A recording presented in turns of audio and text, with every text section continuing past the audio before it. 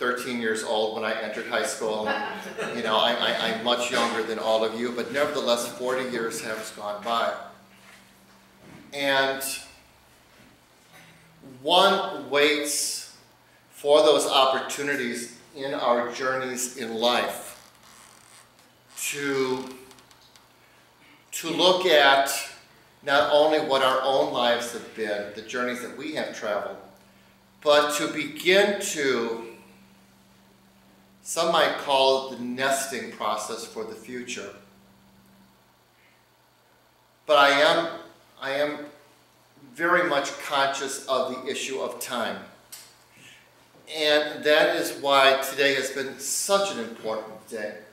For those of you who are not present, the Evangelical Catholic Church and the United States Old Catholic Church signed a concordant of mutual recognition. That might not sound like much to many, but within the community of faith, it is extremely significant. Just as the distinguished commissioner was able to pull together the various political and philosophical views of the members of the Board of Commissioners, we discovered after a number of years that our two jurisdictions are so much aligned and so much on the same track that we realized that together we could do more than being two separate units. For those of you who know me, you know that I'm an educator. And one of the things that has been high on my priority over the years has been the academic formation of our future priests, religious, and those who are called to public ministry.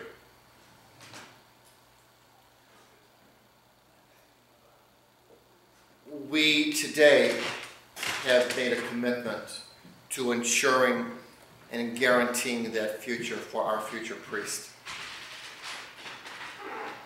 We are also today taking the opportunity to honor 9 individuals and or organizations who through their individual and or collective works continues to raise, improve, and enhance, and to make evident to us all that the kingdom of God on earth is indeed present and is a reality. It's always fun in December and January because once we put the previous year's dinner behind us, the first question is, okay, who are we gonna tap on the shoulder for next year? And there's all sorts of input that comes in. I have to tell you, once you are on the internet, you are there forever. And even if you typed in interesting people, you'd be amazed who comes up. Not all of our honorees are county-wide, city-wide, statewide, or nationally known celebrities. Some are fairly known. We give equal recognition to the notorious and also those who are those who do things in a very low-keyed manner.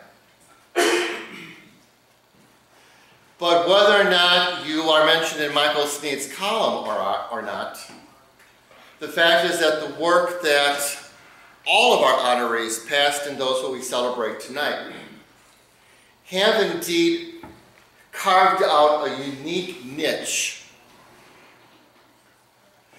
that enhances the stature of our community. Where else in the city of Chicago can anyone go and have great Polish sausage and kraut and have a range of nominees that go from the president of the Metropolitan Water Works Commission to a motorcycle shop? and everything that falls in between. Because no matter if you have a high office on the upteenth floor of a building, or if you are on the showroom floor of a Harley-Davidson dealership, there are opportunities in all of those venues to do something for the greater good and for the community at large. And that, as I tell every class of honorees, you all encourage us in the clergy by your examples. You motivate us. You keep us connected and grounded in reality. You understand? Grounded in reality.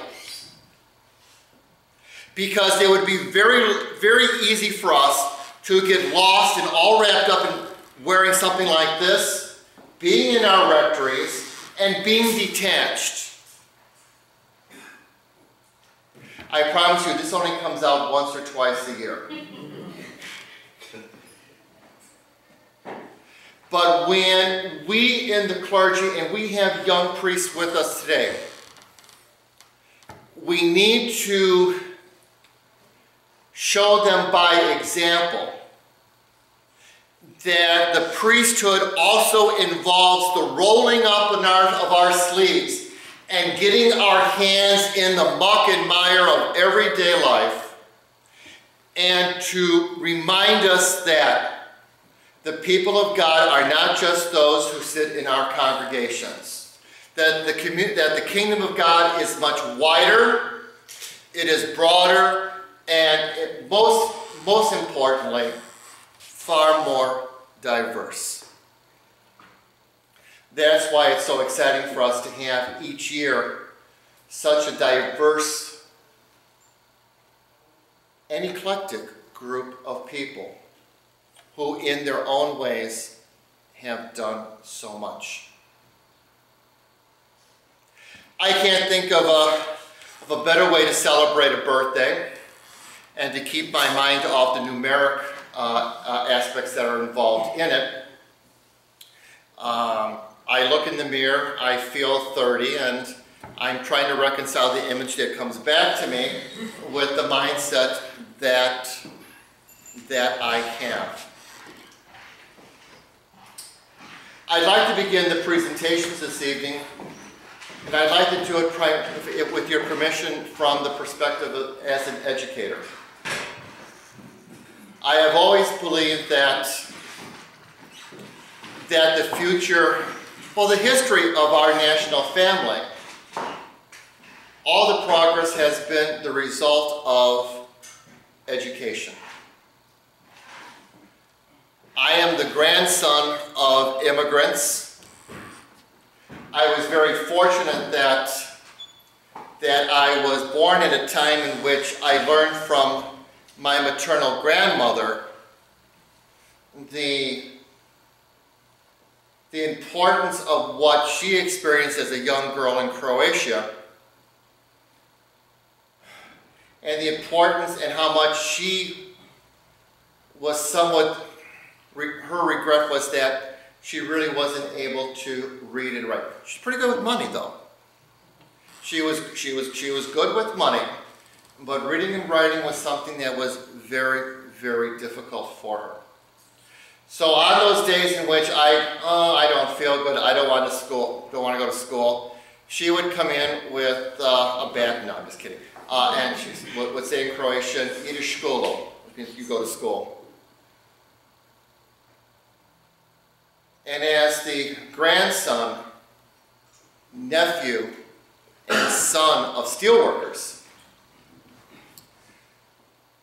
that value of education was extremely important. Was I a model student? Oh God, no. Some thought that I would be getting a pension from the university rather than a degree. But in 1972, I was 9 years old, and I began my undergraduate career at Olive Harvey Junior College, part of the Chicago City College network of schools. And the opening of Olive Harvey was really a great boost to our neighborhood and to our community. I wasn't sure whether or not I wanted to go away to Macomb with all my buddies and major in drinking. I thought, nah, maybe I better stick around, and my parents, knowing me as well as they did, said, we'll go to Olive Harvey first. I often think and look back on the fact that a three-hour course cost me $31. $31 for 3 credit hours.